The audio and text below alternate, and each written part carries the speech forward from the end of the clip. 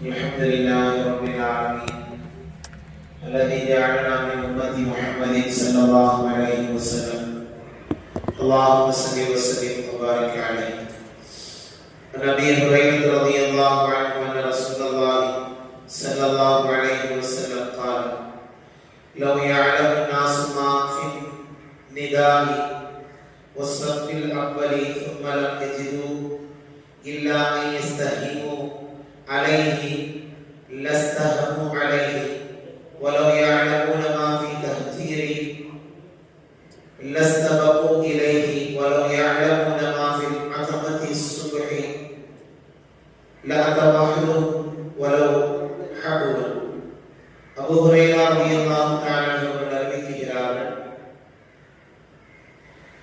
பாங்கு கூறுவதிலும் தொழுகையினுடைய முதல் வரிசையிலும் உள்ள சிறப்பை மக்கள் அறிந்து விட்டால் அதற்கு பின்பாக சீட்டு குலுக்கி போடாமல் அவர்கள் அதை அடைந்து கொள்ள முடியாது.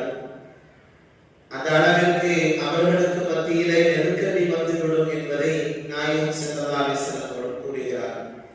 அதற்காக சீட்டு குலுக்கி போட்டு அவ்விரண்டிற்கும் விரைந்து விடுவார்கள். மேலும் தொழுகைக்கு விரைந்து செல்வதில் உள்ள சிறப்பை அவர்கள் அறிந்து கொண்டால் அதன் பக்கம் முந்தி செல்வார்கள். இஷா தொழுகையிலும் சுபூஹ் தொழுகையிலும் உள்ள சிறப்பை அவர்கள் அறிந்து கொண்டால் தவழ்ந்தாது அவ்விரண்டு தொழுகையிலும் அவர்கள் கலந்து கொள்ள வருவார்கள் என்று பெருமானார் ஸல்லல்லாஹு அலைஹி வஸல்லம் அவர்கள் குறிப்பிடுகிறார்.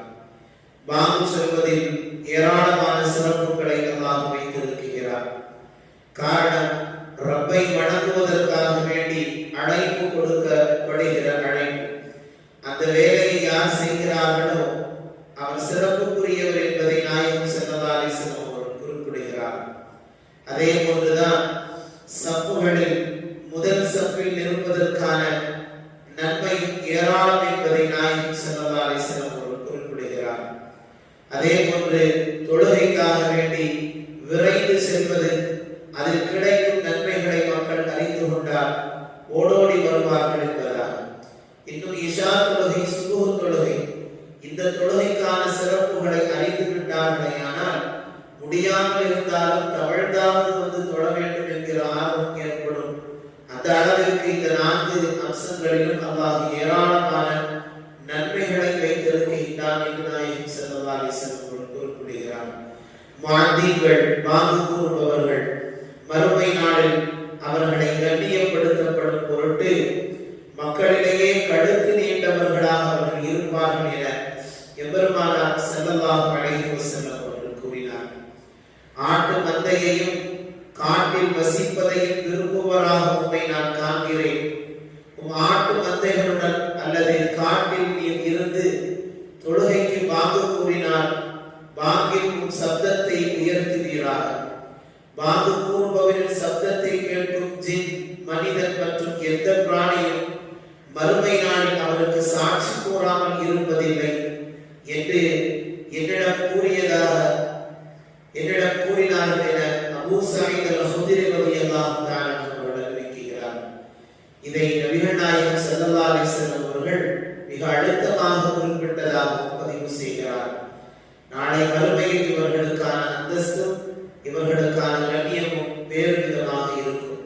எல்லோரும் அவர்களுக்காக வேண்டி சாட்சி சொல்லக்கூடிய மனிதர்களாக பார்ப்பார்கள் என்பதால் தொழுகைக்கு பாங்கு கூறப்பட்டால் பாங்கு கூறும் சத்தம் கேட்காத தூரம் வரை பின்துவாரத்தில் காற்றை வெளிப்படுத்தியவனாக ஷைத்தான் பின்னோக்கி ஓடுகிறான். பாங்கு கூறி முடித்து விட்டால் மீண்டும் அவன் முன்னோக்கி வருவான். பின்பு தொழுகைக்காக இகாமத்து சொல்லப்பட்டதும் மீண்டும் ஷைத்தான் விரட்டோடுவான். பின்னர் தொழுகைக்கு இகாமத்து கூறி முடிக்கப்பட்டு விட்டால் முன்னோக்கி வருவான். இறுதியாக தொழுது கொண்டிருக்கும் மனிதரின் உள்ளத்தில் ஊசலாட்டத்தை எழுப்புவான். இதற்கு முன் அவர் நினைத்திராதவற்றை, அவருக்கு ஞாபகம் இல்லாதவற்றை எல்லாம் அவருக்கு நினைவுபடுத்தி ஞாபகம் வர செய்து அவரிடம் எடுத்து கூறிக்கொண்டே இருப்பான். இதனால் அவர் எத்தனை ரகாத் தொழுதார் என்பதை கூட அந்த மனிதர் அறியாத முடியாதவராக அவன் ஆக்கிவிடுவான். ஆகவே அவரிடத்திலிருந்து பாதுகாப்பு தேட வேண்டும் என்கிற செய்தியையும் நபிகள் நாயகம் ஸல்லல்லாஹு அலைஹி வஸல்லம் குறிப்பிடுகிறார். பாங்கு மிக நன்மைக்குரியது. அந்த பணியை செய்பவர்கள் நாளை மறுமையில் கண்ணியத்திற்குரியவர்கள். அவர்களுக்காக மனித இனம், ஜின்னி இனம், மற்ற உயிரினங்கள் எல்லாம் சாட்சி கூறும் என்பதாகவும் நாளை மறுமையில் அவர்கள் கடுத்து உயர்ந்தவர்களாக இருப்பார்கள் என்றும் நாயகம் ஸல்லல்லாஹு அலைஹி வஸல்லம் அவர்கள் வாக்கு சொல்லப்படுபவர்களை குறித்து மிகச் சிறப்புப்படுத்தி பேசினார். நபிகள் நாயகம் ஸல்லல்லாஹு அலைஹி வஸல்லம் அவர்கள் கூறிய இந்த வார்த்தைகளை